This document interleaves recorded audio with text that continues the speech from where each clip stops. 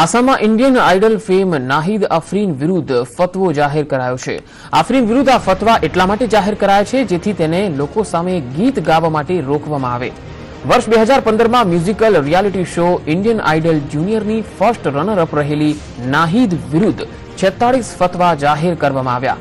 મંગળવારે મધ્ય આસામના હોજઈ અને નાગાંવ ગામમાં એવા પત્ર વહેંચવામાં આવ્યા જેમાં આસામની ભાષામાં ફતવા અને ફતવા જાહેર કરનારા લોકોના નામ લખ્યા હતા।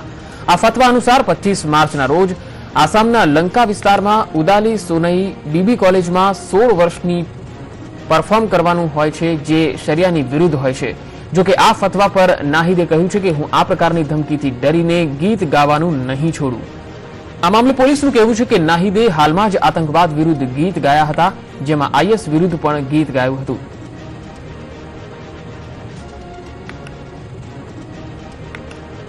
તો આસામમાં ઇન્ડિયન આઇડલ ફેમ નાહિદ અફરીન વિરુદ્ધ ફતવા જાહેર કરાયા છે। અફરીન વિરુદ્ધ આ ફતવા એટલા માટે જારી કરાયા છે જેથી તેને લોકો સામે ગીત ગાવા માટે રોકવામાં આવે। વર્ષ 2015માં musical reality show Indian Idol જુનિયરની ફર્સ્ટ રનર અપ રહેલી નાહિદ વિરુદ્ધ 46 ફતવા જાહેર કરાયા છે।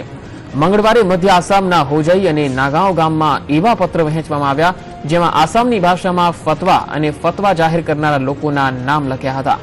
આ ફતવા અનુસાર 25 માર્ચના રોજ આસામના લંકા વિસ્તારમાં ઉદાલી સોનઈ બીબી કોલેજમાં 16 વર્ષની પરફોર્મ કરવાનું હોય છે જે શરિયાની વિરુદ્ધ છે। જો કે આ ફતવા પર નાહિદે કહ્યું છે કે હું આ પ્રકારની ધમકીથી ડરીને ગીત ગાવાનું નહીં છોડું। આ મામલે પોલીસનું કહેવું છે કે નાહિદે હાલમાં જ આતંકવાદ વિરુદ્ધ ગીત ગાયા હતા જેમાં આઈએસ વિરુદ્ધ પણ ગીત ગાયું હતું।